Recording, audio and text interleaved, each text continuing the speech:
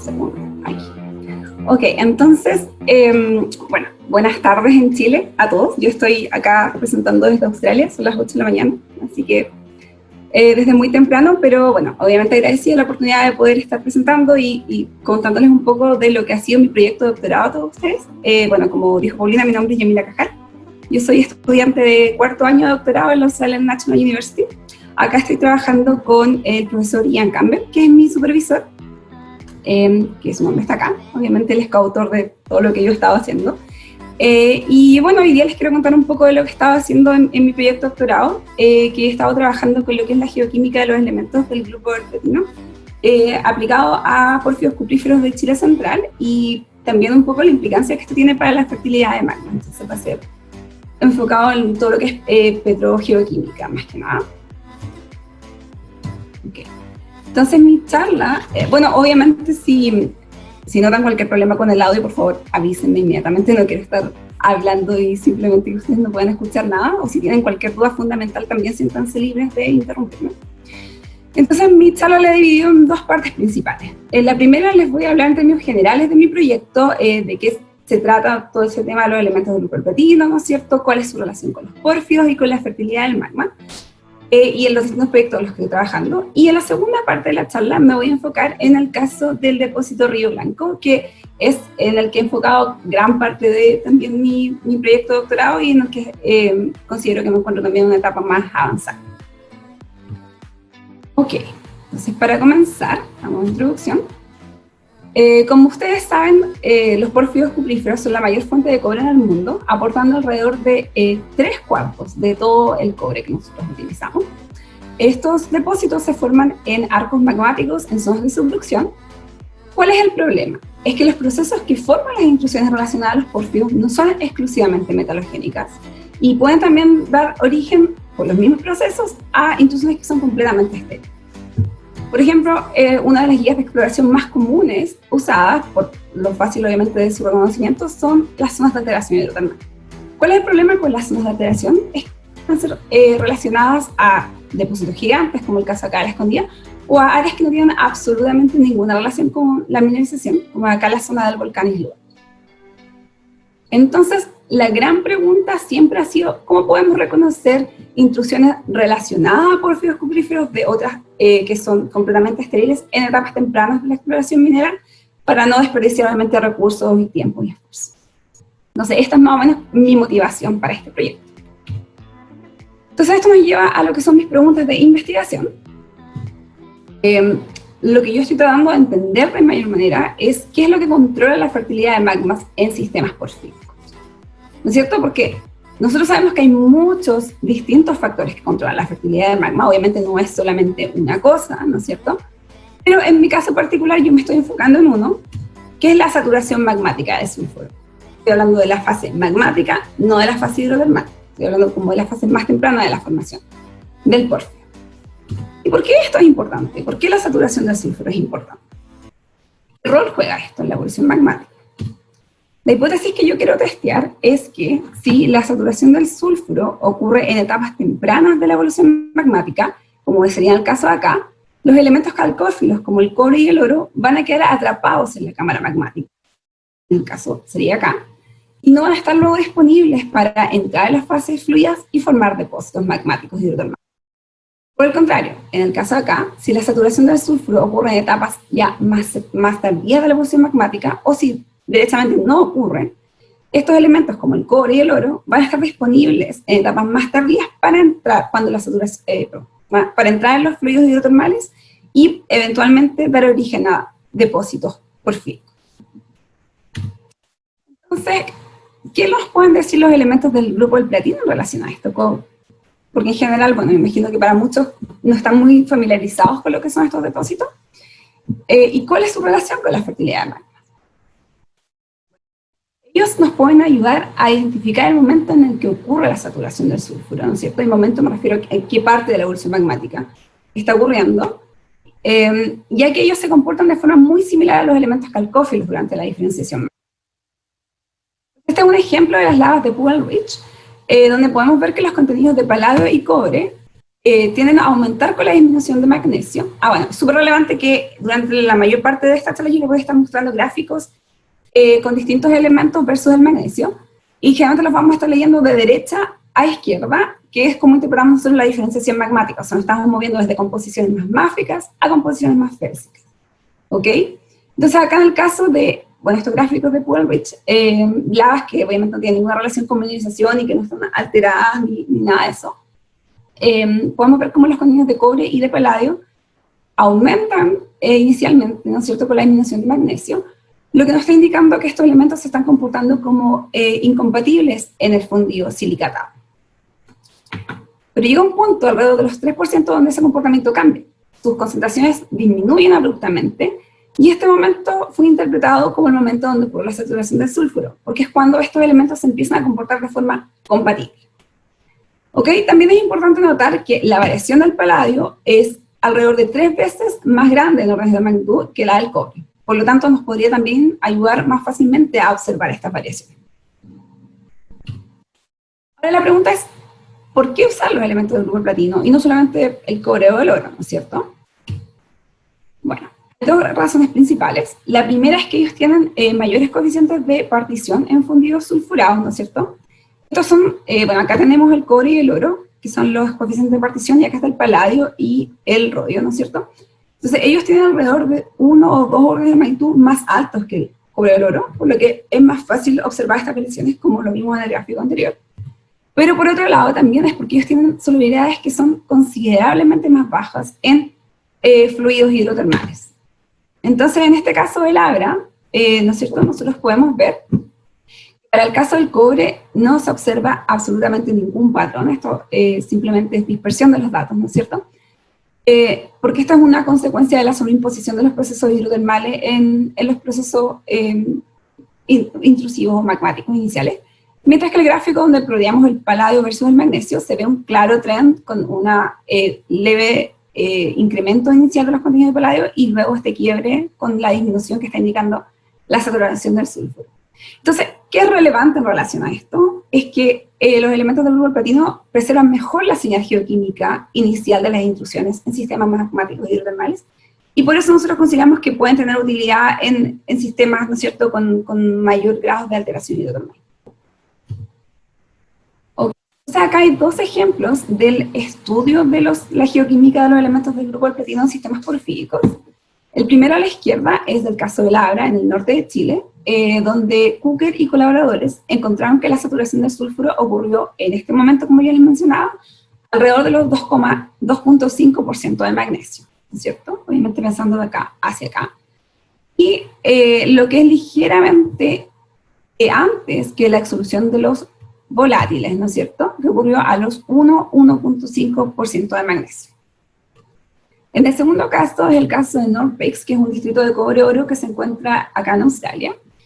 Y acá Javi y colaboradores compararon intrusiones estériles que están en el depósito y volcanitas estériles también, que son las muestras en verde y en azul, con intrusiones relacionadas a la mineralización, que son las muestras en colores ya más llamativos.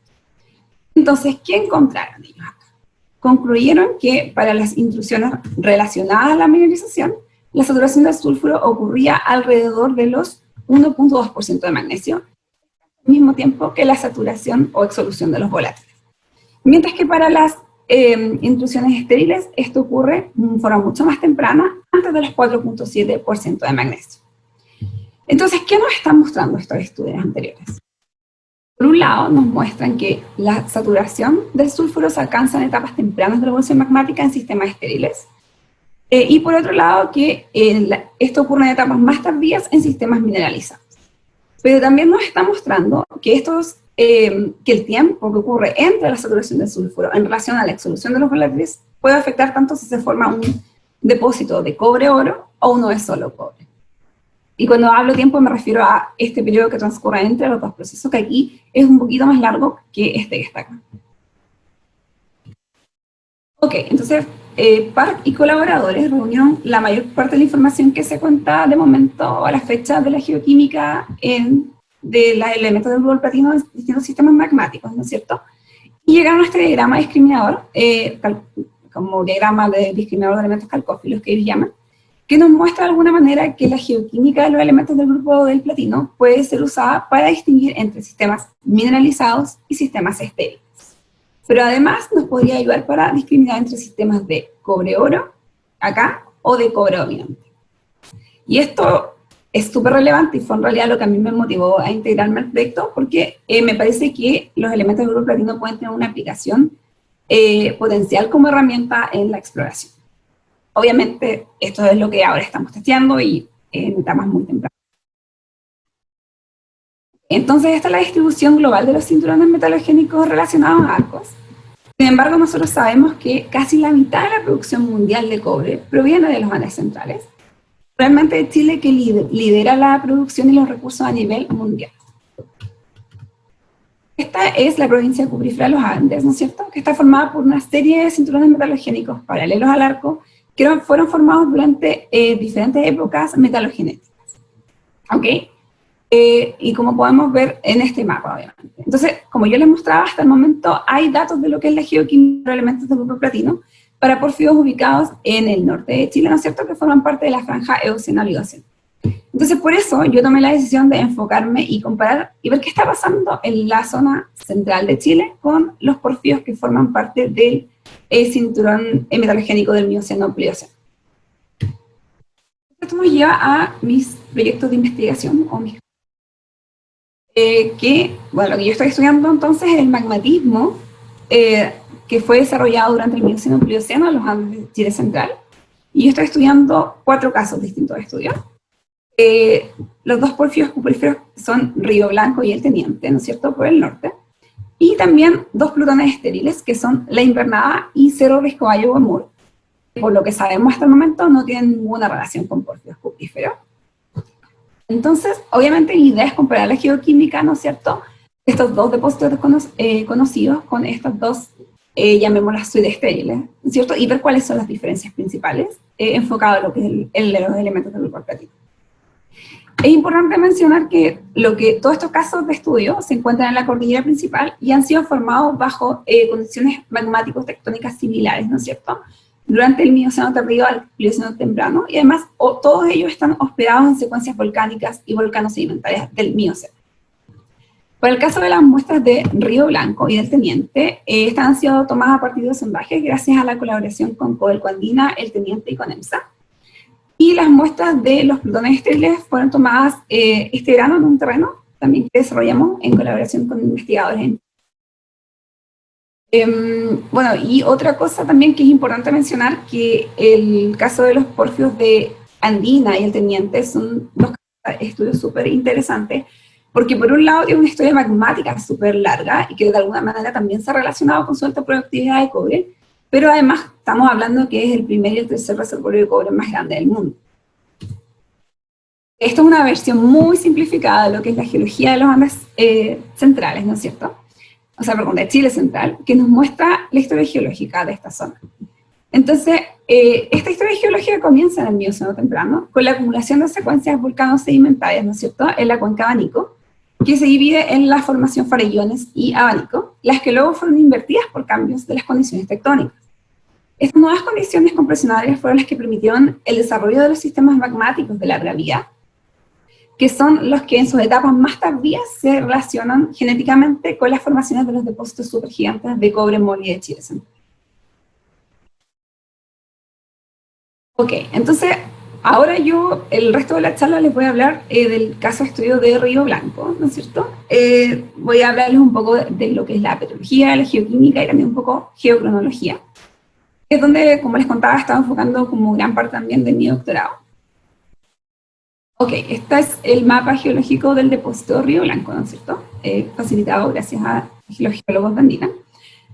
Acá podemos ver cómo la geología del depósito está formada por rocas volcánicas de la formación Farellones, las que se formaban durante el Mioceno temprano, lo que fue seguido por la formación de este gran complejo intrusivo que vemos acá, conocido como el Batorito de San Francisco, el que se emplazó entre los 2 y los 8 millones de años.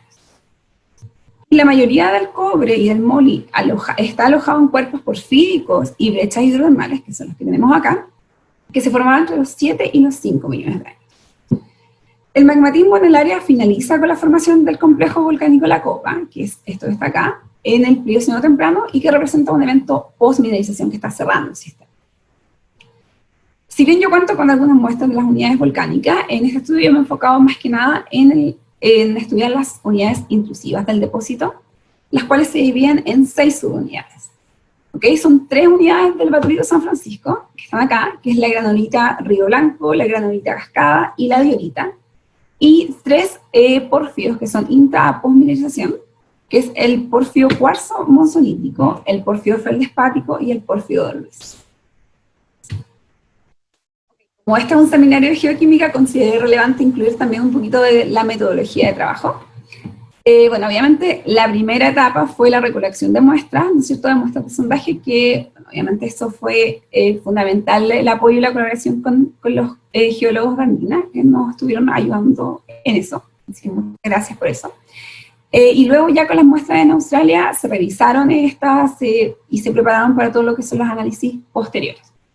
De estas muestras se seleccionaron 18 por estudios petrológicos mediante secciones pulido transparentes, y también 49 de estas muestras se chancaron y se molieron para poder realizar estudios de geoquímica en roca total. ¿Y estos estudios qué incluyen? Incluyen análisis de elementos mayores a través de la fluorescencia de rayos X, análisis de elementos traza mediante espectrometría de masas mediante ablación láser, y además 29 de estas muestras las analizamos por elementos del grupo platino, renio y oro. Bueno, generalmente estos elementos los agrupamos porque se comportan de forma similar y se estudian de forma similar. Y los analizamos utilizando el método de dilución isotópica y preparación por ensayo a fuego con sulfuro de níquel, que tiene la ventaja de permitirnos ver los elementos del grupo platino en concentraciones ultra trazas, porque, bueno, estos elementos se encuentran en cantidades muy pequeñitas en intrusiones félsicas, como las que tenemos en el caso de Río Blanco. Además, de formas paralelas, se separaron circones de 6 muestras, una muestra representativa por cada unidad intrusiva. ¿Y qué hicimos con estos circones? Analizamos isótopos de oxígeno a través del TRIP, ¿no es cierto? También isótopos de cadmio con un multicolector.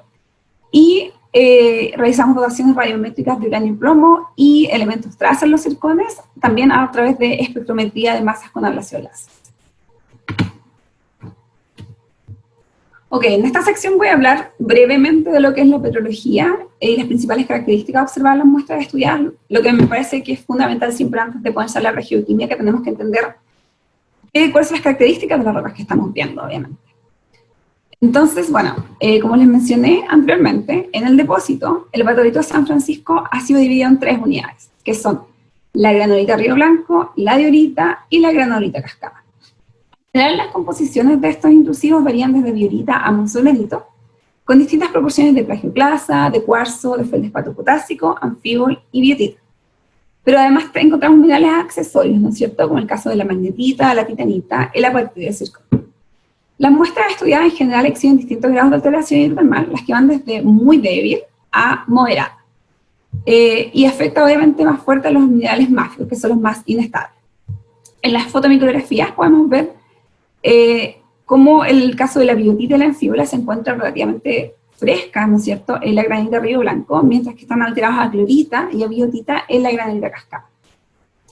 Además, algunas muestras de la granulita Cascada muestran enclaves, como podemos ver en esta foto, los que se caracterizan por tener una composición relativamente más máfica y un tamaño de grano más pequeño.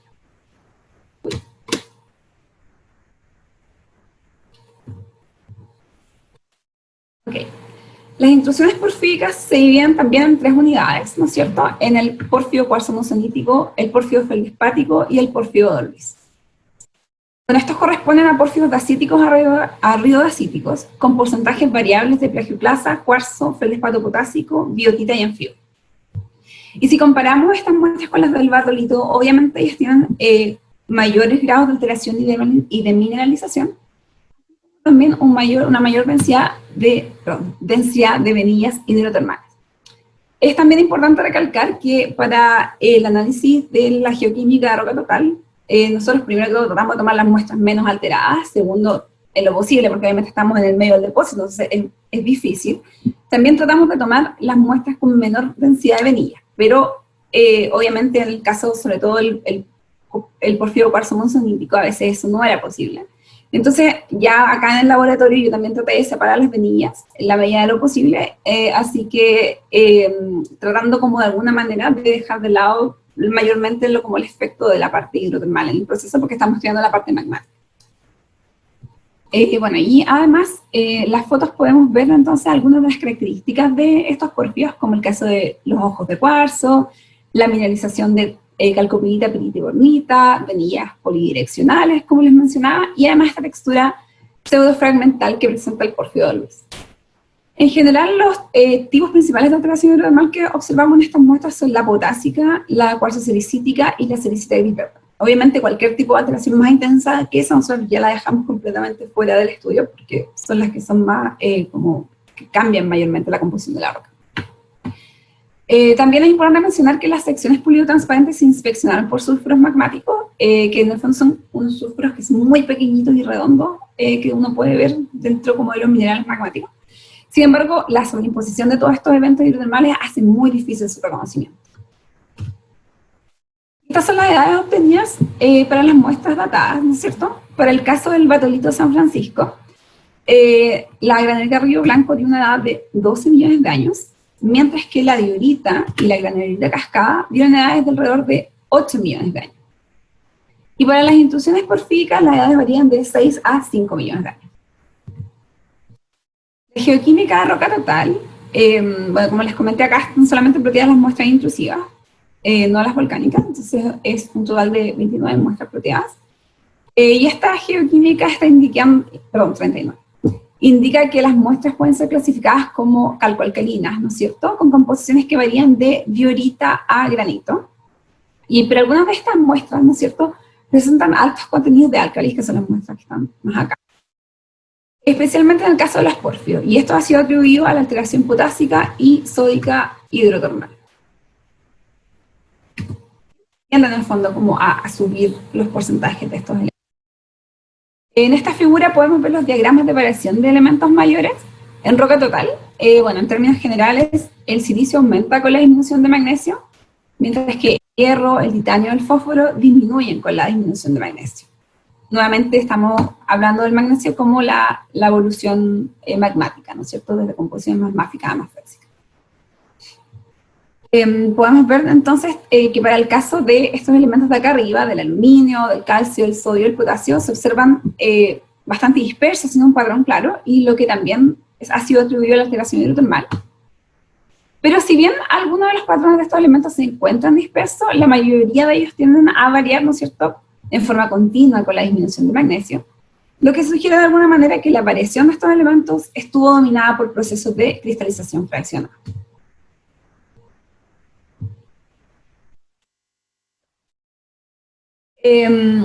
Entonces también podemos ver cómo las muestras de la granita Río Blanco no siguen un mismo tren, que son las muestras que están en grises acá, porque las muestras que están en rosado son las del batolito, las muestras en azul son las de los porfios, y las que están en grises son las de la granita Río Blanco. Y estas tienden a caer fuera como de todos los trenes, y en el fondo para nosotros hace sentido, porque son intrusivos que se formaron alrededor de 4 millones antes que todo el resto de las unidades intrusivas, por lo tanto, algo pasó entre medio, ¿no es cierto? Además, por otro lado, podemos ver que la disminución de hierro, en conjunto con la disminución del magnesio, acompañada también por una disminución de titanio, ha sido interpretada como indicativa de la cristalización de magnetita, de anfíbola y biotita en el sistema. Y por otro lado, la caída continua de fósforo junto con la disminución de magnesio ha sido atribuida al fraccionamiento de apatito, que es también un mineral que hemos observado en corte transparente.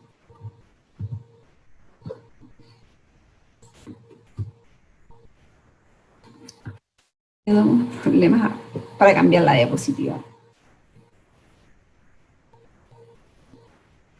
Por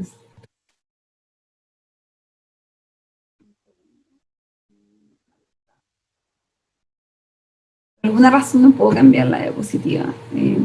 Ahí cambió. Ok. Ok, entonces podemos acá ver los patrones de elementos traza, que son subparalelos para todas las unidades, ¿no es cierto? Y estos patrones son los típicos de rocas ígneas en arcos volcánicos, ¿no es cierto? Con empobrecimiento en tierras raras pesadas y elementos de alto potencial iónico, en comparación con tierras raras livianas y elementos litófilos de alto radio iónico. Y como también con anomalías negativas de niobio y positivas de plomo. Por otro lado, también podemos ver que las tiras raras exhiben un patrón lístico, o también conocido como forma de cuchara, ¿no es cierto?, con empobrecimiento en lo que son las tiras raras medianas, lo que sugiere que la evolución magmática estuvo controlada por el fraccionamiento de anfíbol, que es un indicativo de magmas hidratados. Por otro lado, también podemos ver que las muestras exhiben altas razones de estroncio itro y lantanio y terbio, que es conocido como señal geoquímica aquítica, la que ha sido también interpretada como indicativa de abundante cristalización de horblenda en la cámara magmática media superior. Adicionalmente, la ausencia de la anomalía negativa de europeo sugiere que los magmas eran relativamente oxidados. Entonces, como ustedes saben, cuando hablamos de magmas hidratados y oxidados, estas son todas también características de fertilidad de magmas que generalmente se usan también para ir evaluando el potencial de las intrusiones. Si integramos un poco la información que tenemos, podemos ver que las edades obtenidas en este estudio para las rocas intrusivas del depósito de alguna manera coinciden con las edades previamente publicadas, ¿no es cierto? Un resumen de estas edades. Sin embargo, las edades obtenidas para la diorita y la granulita cascada también coinciden entre sí si consideramos el error analítico, que son estas flechitas de acá. Entonces, además, lo mismo está ocurriendo con la data previamente publicada, lo que de alguna manera nos está indicando que el emplazamiento de estos dos cuerpos no está completamente resuelto, no sabemos bien cuál es el orden. En general, en andina se considera que la diorita se emplazó en forma posterior a la granulita cascada, más que nada relacionada al tema de que corresponde a un cuerpo más pequeño en dimensiones observadas. Sin embargo, nosotros no observamos relaciones de cortes claras en los sondajes realizados, sino que más bien una variación gradacional de una a otra. Además, las muestras estudiadas para estas dos unidades presentan una mineralogía similar y patrones de variación geoquímica que no son continuos, sino que más bien son como intercalados, no es que vamos de composiciones más mágicas de la diorita, mucho más físicas de la granulita, sino que están como de alguna manera intercalados. Y ya que no se ha observado ninguna diferenciación clara entre estas unidades desde una perspectiva petrológica, geoquímica o geocronológica, nosotros hemos decidido agruparlas dentro de un mismo evento magmático diorítico granodiorítico de los 8 millones de años. Entonces, luego podemos decir que para el área del depósito se han identificado 3 etapas magmáticas principales. La primera etapa es la que dio origen a la granulita Río Blanco, ¿no es cierto?, que es parte del Batolito San Francisco, alrededor de los 12 millones de años. Y esto fue seguido por la inyección de un magma más máfico, alrededor de los 8 millones de años, que originó las intrusiones dioríticas y granulitas más jóvenes. Y finalmente el emplazamiento de los cuerpos porfíricos entre los 7 a los 5 millones de años. También es importante mencionar que si bien este gap observado en el gráfico es un gap real, o sea, en realidad en general no, al menos a nivel de depósito, no hay muestras que se ubiquen en este rango de edad, sí en lo que es la literatura publicada sí existen intrusiones en forma más o menos continua entre lo que son los 8 y los 5 millones de años, así que acá en realidad no hay un gap, sino que hay una evolución magmática que es más bien continua. Ok, entonces pasando a lo que es la geoquímica de los elementos del grupo del platino y el renio, siempre ponemos el renio también con X porque se comporta de forma similar y también se analiza de la misma forma. Han sido todos ploteados versus el magnesio. En general las muestras de la granulita Río Blanco han sido ploteadas en gris, están acá, y no han sido consideradas para las interpretaciones, ya que al formarse 4 millones antes que el resto de las unidades intrusivas, su evolución magmática no está como directamente, o sea, si bien está relacionada, hubo probablemente una recarga magmática entre medio, por lo tanto la hemos considerado de forma separada. Acá podemos ver que la mayoría de los valores de iridio, rutenio y rodio en realidad son tan bajas las concentraciones que se encuentran bajo el límite de detección, que está acá, por eso se han ploteado en el límite, pero en realidad están más abajo. Por lo tanto, estos 3 elementos no fueron considerados para las interpretaciones posteriores. Y acá tenemos el caso del paladio, el platino y el renio. En el primer caso, podemos ver cómo el paladio en las muestras diferenciadas tiende a aumentar con la disminución de magnesio, o sea, con la diferenciación magmática, alrededor del 1.5% de magnesio, que es cuando los valores de paladio tienden a disminuir, pero también muestran más dispersión. Luego, para el caso del platino, este nos muestra un patrón muy claro previo a los 1.5% de magnesio, ¿no es cierto?, que es cuando estos valores tienden a disminuir abruptamente, también a los 1.5% de magnesio. Por el contrario, el caso del renio antes de los 1.5% de magnesio, las muestras tienden a aumentar, y luego de esto ya también se encuentran dispersos, o sea, es más similar al caso del paladio. Como les mencioné, este comportamiento muy similar tanto del paladio y el renio, que tienden como a aumentarse, que tienden a aumentar sus contenidos antes del 1.5, nos está indicando que estos dos elementos se están comportando como incompatibles, ¿no es cierto?, en el fundido previo al 1.5%, acumulándose en el fundido silicatado. Por otro lado, el cambio abrupto en las concentraciones de estos tres elementos a los 1.5 ha sido interpretado como el inicio de la saturación del sulfuro. Pese a que no se observaron sulfuros magmáticos en los estudios petrológicos, como ya les mencioné, esta interpretación es consistente con estudios anteriores que han utilizado la geoquímica de los elementos del grupo del platino para identificar la saturación del sulfuro en sistemas magmáticos en evolución. Por ejemplo, los patrones de platino y paladio observados en los intrusivos de Río Blanco son bastante similares a aquellos observados para la suite intrusiva de El Abra Pajonal, es la que tenemos acá en gris. Entonces sigue más o menos el mismo patrón, si bien está ocurriendo en momentos distintos, es más o menos el mismo tren. Como les mencioné anteriormente, las abundancias de platino nos muestran un patrón claro previo al 1.5, y bueno, nosotros nos preguntamos ¿por qué está pasando esto? Acá podemos ver que, bueno, las muestras que están rellenas, ¿no es cierto?, son las muestras originales, y las que están abiertas o que no tienen relleno son los duplicados. O sea, acá podemos observar como para el caso del platino, los duplicados no coinciden, ¿no es cierto?, con sus muestras originales previo a los 1.5, pero sí lo hacen luego de eso. O sea, no están coincidiendo antes de la saturación de sulfuro, pero sí luego de esto. Pero en el caso del paladio, estos sí coinciden previo a la saturación del sulfuro, entonces nosotros hemos interpretado que esto es indicativo del fraccionamiento de las iones de platino y hierro en esta etapa. O también nuggets, como algunas personas lo llaman. Por otro lado, ¿no es cierto?, las concentraciones de paladio en las unidades intrusivas porfíricas, en esta parte, ¿no es cierto?, las muestras en naranjo, que son las muestras de los porfíos, también muestran dispersión. Y esto ha sido atribuido, ¿no es cierto?, por otros autores como la presencia de granos heterogéneos de sulfuros ricos en elementos del grupo del platino, que pueden haber sido introducidos en el sistema por los fluidos hidrotermales luego de la exsolución de los volátiles. Además, esto es consistente con lo que ha sido publicado por Crespo y colaboradores para el depósito, los que reportaron la ocurrencia de nanopartículas de teluro de paladio, como inclusiones en sulfuros de cobre en venidas hidrotermales. Ellos interpretan que fueron introducidos durante la alteración potásica de alta temperatura. Nosotros, para testear la influencia de los procesos hidrotermales en las concentraciones de los elementos del grupo platino, lo que vamos a hacer es, vamos a realizar análisis de estos elementos en las venillas hidrotermales que les mencioné que separamos inicialmente del resto de la muestra. ¿Cuáles son las implicancias de todo esto que hemos estado viendo para los procesos metalogenéticos? Si asumimos que los porfios asociados a la mineralización se emplazaron durante la exsolución de los volátiles, su contenido de magnesio, luego de sustraer los fenocristales, nos da el contenido de magnesio en el fundido al momento de la saturación de los volátiles, lo que en este caso es de 1.2 a 0.4% de magnesio. Por lo tanto, se asume que la saturación de los volátiles ocurrió en los 1.2% de magnesio, lo que es levemente posterior a la saturación del sulfuro a los 1.5% de magnesio. A su vez, es similar a lo que ha sido observado en el porfío cuprífero del Abra, ¿no es cierto?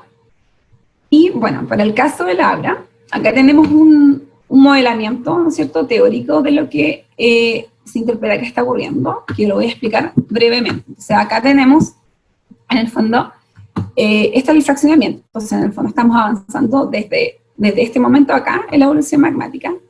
Entonces, este momento representa la saturación del sulfuro. ¿Qué ocurre previo a la saturación del sulfuro? Estos elementos, el paladio, el oro y el cobre, se tienden a acumular en el fundido silicatado, ¿no es cierto? Se comportan como incompatibles, como vimos en los gráficos, ¿no es cierto? Tienden a aumentar con la disminución de magnesio. Pero una vez que ocurre la saturación del sulfuro, estos se empiezan a consumir, ¿no es cierto?, a comportar como compatibles, y esto lo hacen en un orden independiente de sus coeficientes de partición. Entonces, como les mencioné al principio, el que tiene mayor coeficiente de partición de estos tres es el paladio, por lo tanto es el primero en utilizarse y es el primero en mostrar estos cambios abruptos y disminuciones en sus concentraciones. Esto es seguido luego por el oro y finalmente por el cobre. Entonces, ¿qué pasa? En casos como el de Norpex acá, nos estábamos ubicando en esta parte donde el momento que transcurre entre la saturación del sulfuro y la exsolución de los volátiles es muy breve. Entonces, más que nada se consumen los elementos del grupo platino, pero no se consume ni el cobre ni el oro, por lo tanto damos origen a depósitos de cobre. Pero el caso del Abra o de Río Blanco se ubicaría más en esta parte, ¿no es cierto?, donde también, si bien este periodo es breve, es un poquito más amplio, entonces alcanzamos a consumir el paladio y el oro, pero todavía nos quedamos con cantidades considerables de cobre. Y esto es relevante porque de alguna manera nos está mostrando cómo el tiempo que transcurre entre la saturación del sulfuro y la exsolución de los volátiles también puede determinar si se forma un depósito de cobre-oro o uno de solo cobre. Y otra cosa relevante también de este gráfico, de este modelamiento, es que simplemente por el proceso natural de cristalización fraccionada nosotros tendemos también a aumentar las concentraciones de cobre en alrededor de 3 órdenes de magnitud. O sea, obviamente también nos muestra cómo la saturación del sulfuro, mientras más tardía es, más también nos permite acumular las concentraciones de estos metales. Ahí la relevancia del momento en el que ocurre. Entonces, bueno, como ya les mencioné, esto nos está mostrando cómo formamos un depósito de cobre dominante. Pero bueno, si bien el momento de saturación del sulfuro y su relación también con el momento de la extrusión de los volátiles es súper relevante para la fertilidad de magmas, también es importante mencionar que hay otros factores también que son muy importantes y que han contribuido a la alta productividad del cobre del distrito, como es el caso de las condiciones tectónicas, el tiempo y la duración de la actividad magmática, en este caso es bastante largo, el tamaño también, ¿no es cierto?, de la cámara magmática y el foco estructural de los fluidos de los magmas. Obviamente, si solamente nos enfocamos en un solo factor, no podemos contar toda la historia, sino que son todos los factores que de alguna manera han ayudado y han contribuido a formar el depósito de cobre más grande del mundo. Finalmente, lo que hice fue plotear estas muestras, ¿no es cierto?, en los diagramas discriminadores o de fertilidad de elementos calcófilos que fueron propuestos por Hao, Park y colaboradores, los que les mostré inicialmente. Entonces, en ambos casos, nosotros podemos ver cómo la mayoría de las muestras caen en estos diagramas, ¿no es cierto?, en los campos de porfio, ¿no es cierto?, de los campos fértiles. Lo que es importante porque en el fondo nos está confirmando que los elementos del grupo del platino pueden ser usados para discriminar entre intrusiones estériles y fértiles. Obviamente, en este caso solamente estamos poniendo las muestras de Río Blanco, nos falta la otra parte de la historia y ver si las muestras que vamos a estudiar de las intrusiones estériles van a caer en esta parte o no. Pero de momento vemos que todas las que están relacionadas a la mineralización caen en los campos fértiles. ¿Okay? Pero, sin embargo, nosotros también vemos que en el caso del primer diagrama, que es el de Hao, muchas de las muestras caen en el campo de cobre y oro, y nosotros sabemos que el caso de Río Blanco tiene concentraciones muy bajitas de oro, definitivamente no es un depósito de cobre y oro. Entonces, algo está pasando también con este gráfico que no está funcionando también en la parte de discriminar entre el tipo de porfio. Sin embargo, el otro gráfico, el propuesto por Park, sí cae, o sea, si bien hay muestras que aún caen en la parte de cobre-oro, la mayor parte de estas se encuentran en la parte de cobre dominante. ¿Y por qué nosotros pensamos que está pasando esto? Creemos que es una consecuencia de la dispersión que hemos visto en los valores de paladio, pero no los de platino, para las muestras de los pórfidos, que podría estar, que eran las muestras que están en naranjo, lo que podría estar también reflejando el posible efecto de la actividad hidrotermal sobre las concentraciones de paladio en estos. Entonces, a modo de conclusión, me gustaría decir que el magmatismo intrusivo, ¿no es cierto?, en el caso de Río Blanco se puede dividir en 3 etapas principales, ¿no es cierto? También que la evolución magmática en este depósito estuvo controlada por el fraccionamiento de anfibol. La saturación tardía puede haber sido también un factor muy importante que haya contribuido y favorecido la formación de este porfio cuprífero. Y también que el tiempo entre la saturación del sulfuro y la exsolución de los volátiles llevó a la formación de un porfio de cobre dominante en vez de uno de cobre-oro. Y además confirmamos el uso previamente propuesto del uso del elemento del grupo platino como discriminador de fertilidad que funciona para las intrusiones relacionadas al depósito Río Blanco. Realmente me gustaría agradecer, bueno, primero que todo a Codelco, Andina, el teniente Yemsa, por toda la colaboración y todo el apoyo con la toma de muestras, pero también durante todo el proceso de discusión de resultados. Al Australian Research Council por financiar todos mis estudios, ¿no es cierto? A CONICYT, que ahora se llama ANID, por permitirme realizar el doctorado mediante el programa de Becas Chile, y a la Sociedad de Geólogos Económicos por proporcionarme con también becas complementarias y fondos de investigación. Y bueno, antes de terminar, me quería tomar la libertad de pasar un aviso. Bueno, me imagino que todas las personas que están conectadas ahora es porque en realidad les interesa mucho el link que hay entre la academia y la industria y cómo de alguna manera con esta interacción nos podemos beneficiar todos. Entonces, el geólogo de la Universidad de Concepción, Enrique Sáez, está pronto a comenzar sus estudios de doctorado acá en la Universidad de Queensland. Y él va a estar trabajando con el Ripalenta y Anita, que son súper connotados en el área de la geometalurgia. Entonces, ellos están buscando ahora empresas interesadas en poder colaborar con muestras, ¿no es cierto?, de relaves para estudiar la mineralogía y la geoquímica de ellos. Así que, si les interesa, bueno, me parece que está súper interesante el proyecto, así que contáctense con Enrique. Bueno, esto no tiene absolutamente ningún costo para la empresa, todo está financiado a través de fondos de investigación de la universidad, así que es súper interesante si quieren participar. Eso. Muchas gracias. Estoy disponible para preguntas. Yamila, muchas gracias por tu presentación. A mí me encantó la presentación, sobre todo porque me encanta la geoquímica y las rocas intrusivas. Espero que a todos les haya gustado también.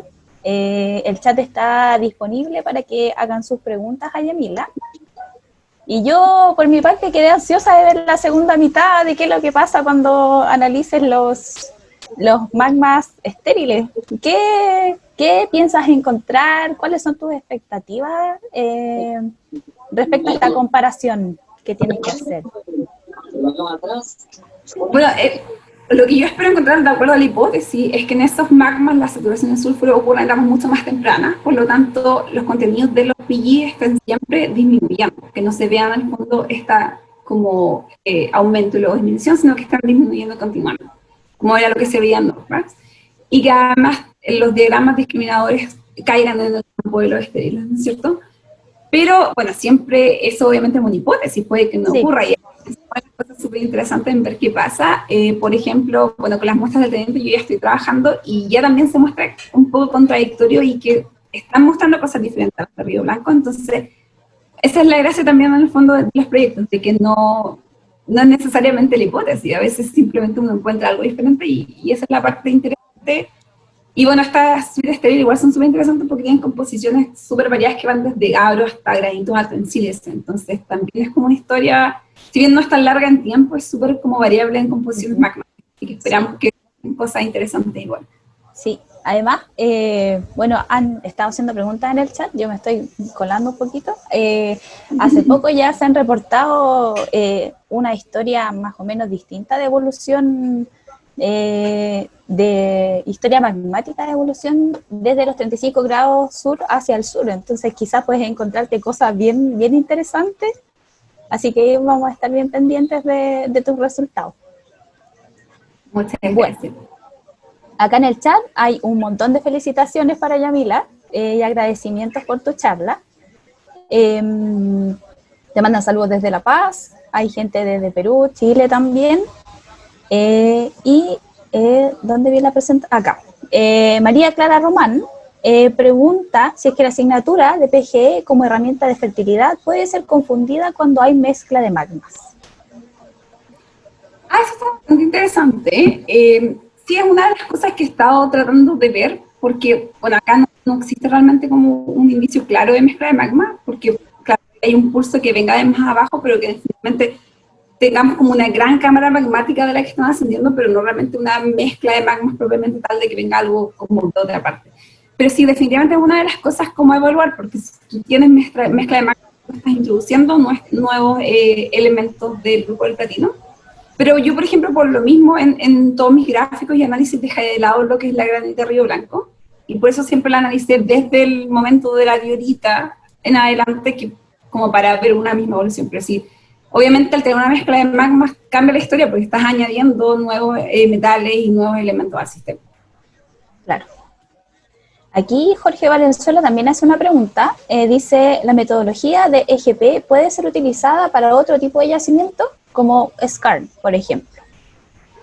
Esa metodología puede ser para cualquier tipo de roca, de hecho, hay personas en mi grupo de investigación que han estado también intentando trabajar incluso con muestras sedimentarias, así que cualquier muestra, lo importante es simplemente para analizar elementos del grupo platino en concentraciones ultra altas.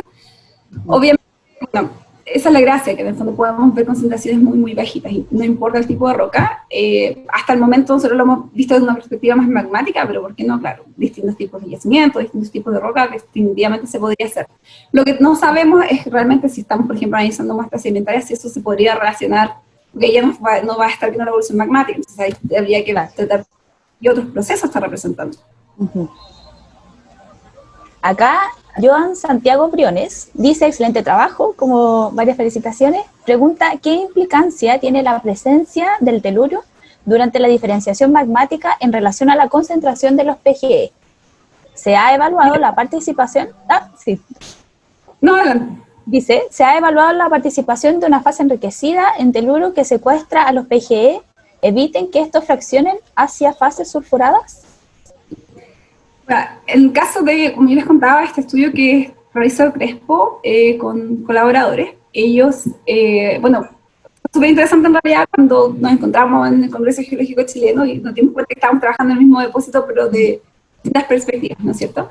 Y en realidad, mi interpretación es que el telurio no tiene mucho que decir en la fase magmática inicial, sino que es integrado por los procesos hidrotermales, que es lo que postula en el fondo Crespo y colaboradores. Entonces, yo no considero que esté secuestrando los PGE, elementos del grupo platino, previo a la saturación de sulfuro, porque en el fondo probablemente no están comportándose como compatibles, ¿no es cierto? Pero ya luego de la saturación de los volátiles, ya cuando entramos en la fase hidrotermal, definitivamente cumple un rol, y yo creo que sí, claro, está secuestrando efectivamente el paladio.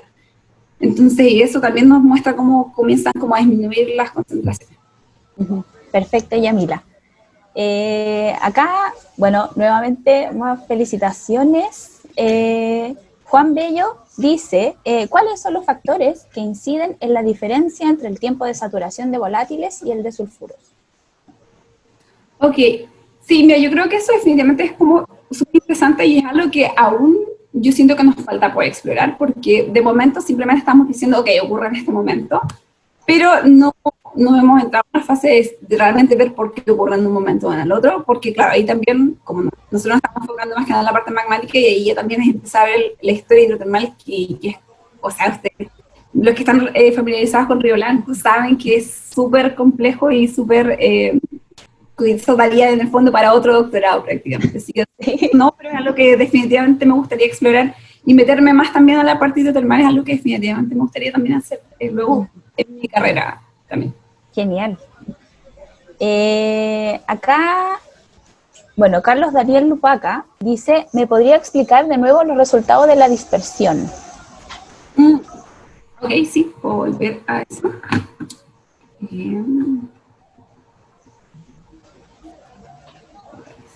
Acá.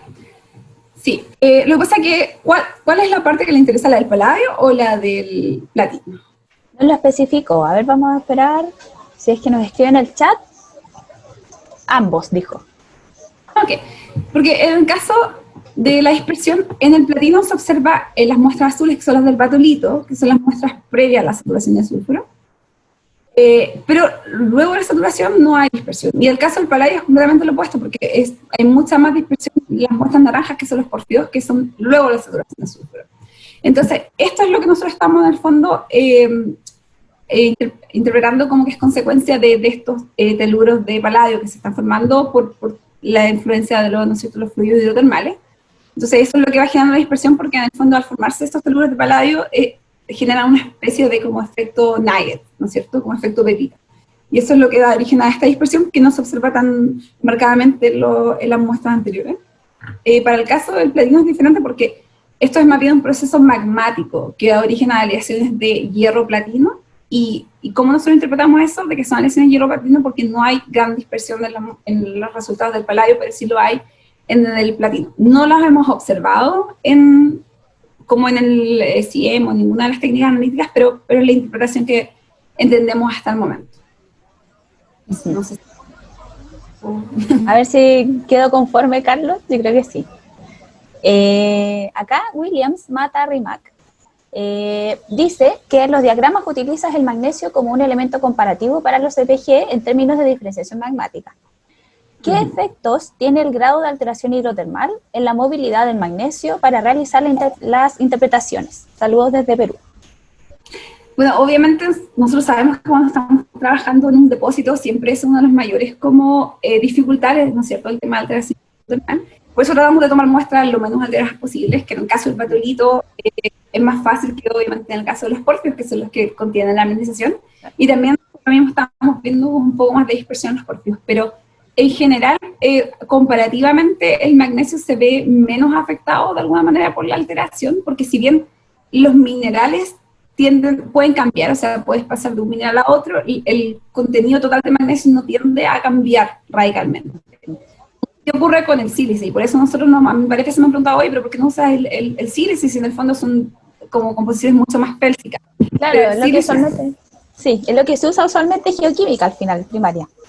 Claro, pero en el caso acá del sílice estamos hablando que hay un montón de alteración cuarzo silicítica, hay un montón de cuarzos secundarios, así como la alteración silicítica y verdes.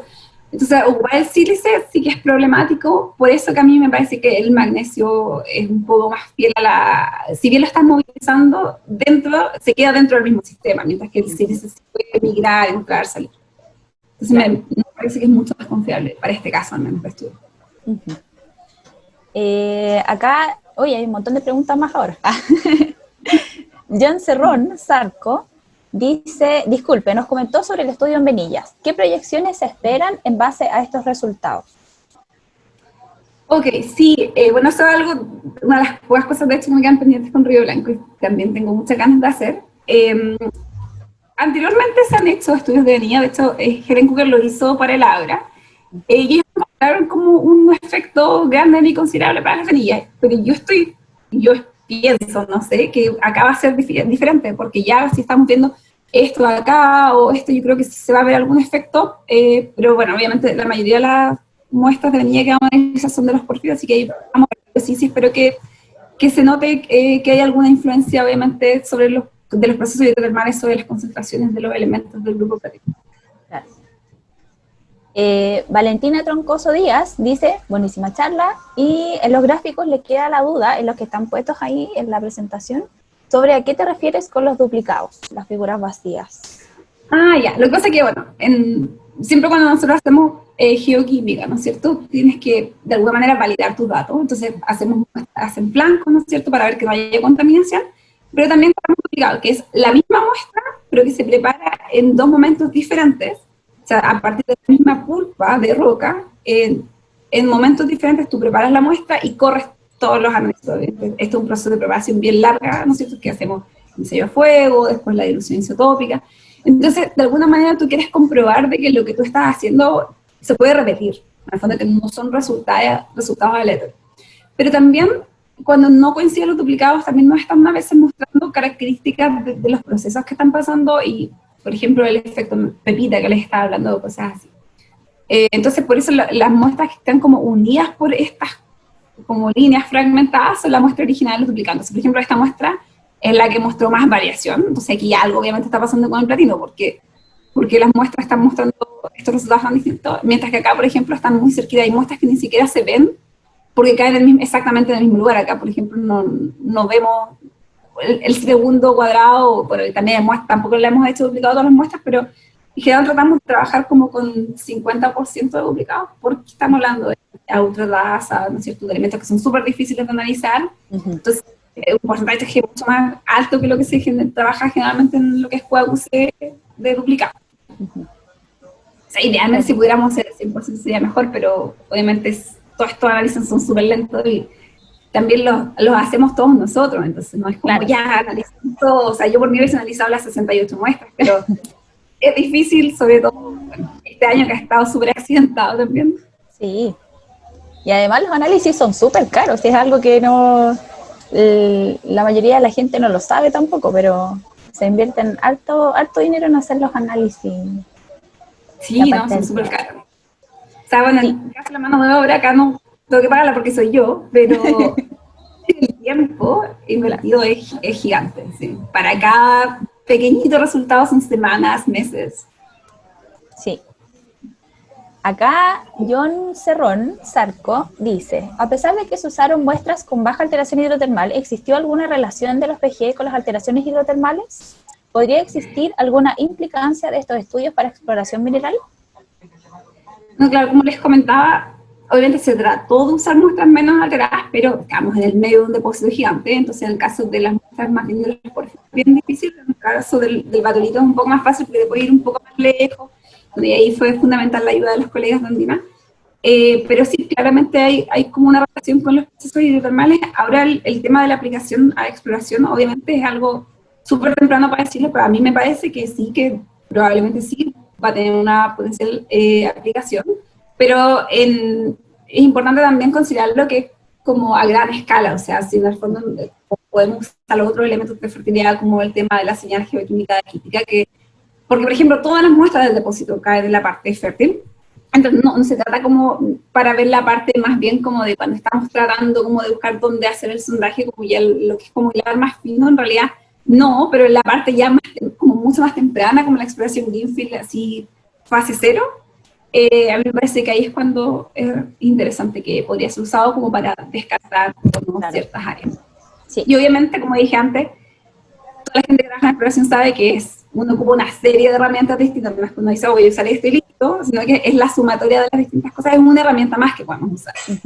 Oye, estaría estupendo. Yo pienso que es una herramienta súper, súper interesante, así que lo encuentro genial. Sí. Bueno, pareciera que no hay más preguntas para Yamila. Por acá Alejandro Caballero pregunta ¿en qué parte de Australia estás?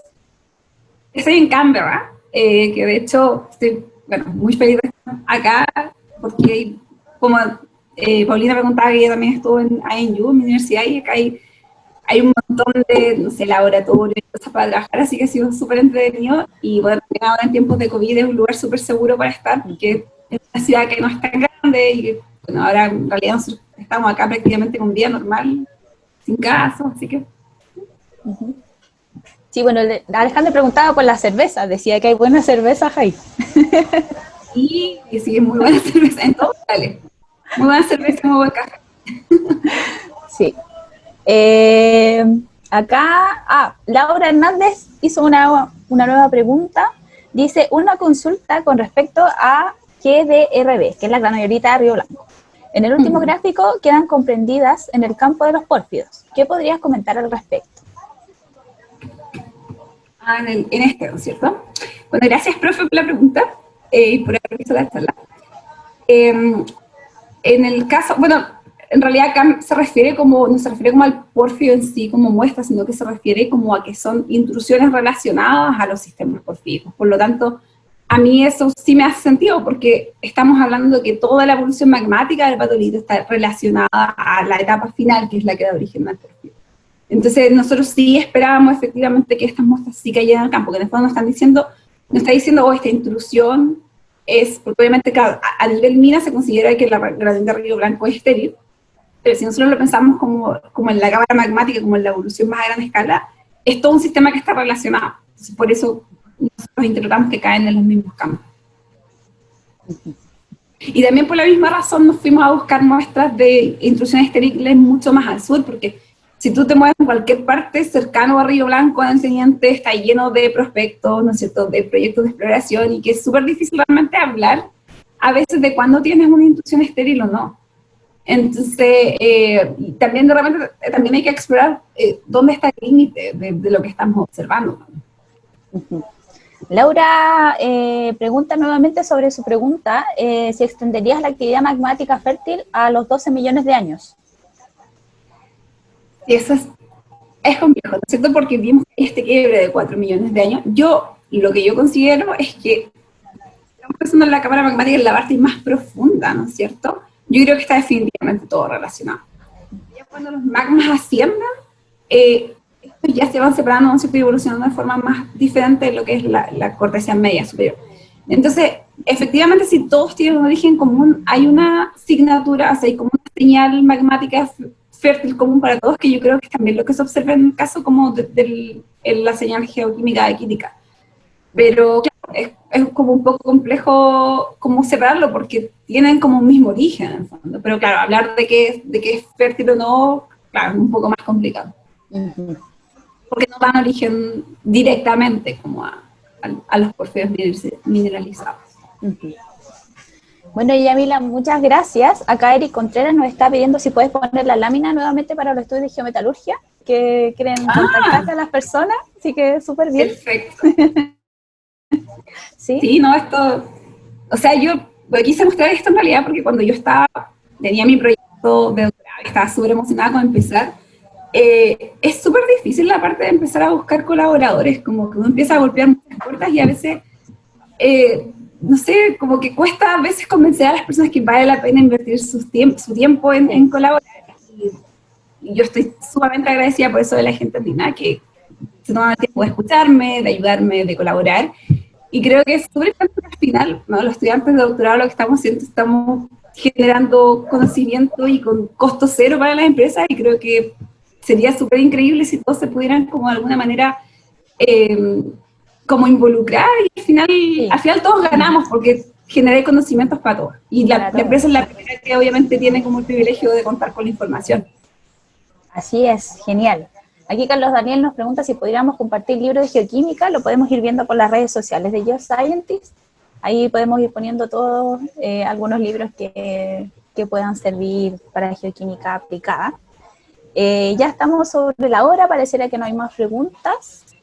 Así que nuevamente, Yamila, te agradezco un montón por querer participar en este seminario. Un tremendo trabajo, una tremenda exposición. Así que, bueno, y el esfuerzo de haberse levantado muy temprano para estar con nosotros ahora. Así que te agradecemos mucho. No sé si quieras dar algunas palabras de cierre.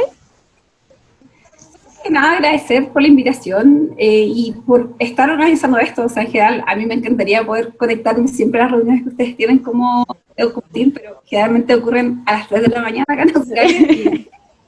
Pero me gustaría, sería súper entretenido si de vez en cuando pudiesen estar organizando reuniones a otros horarios como esto, que nos podemos conectar gente de distintas partes del mundo y solamente contar de lo que estamos haciendo. Así que para mí sería...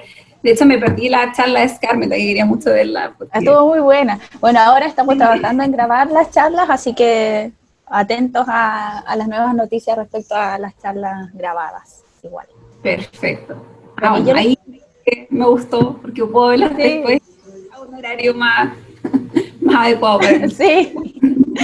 Bueno, yo los quiero dejar invitados para que sigan asistiendo a este seminario Geoscientist. Mañana se vienen 3 grandes charlas. También empezamos temprano, desde las 10 de la mañana acá en Chile. Voy a compartirles el flyer de las charlas que vienen.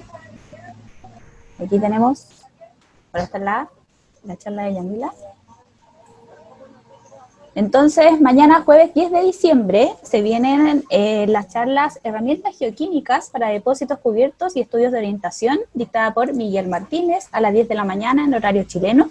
Luego, a las 12 horas, por Juan Hermosilla, ¿cierto? Que yo creo que ya todos lo ubican.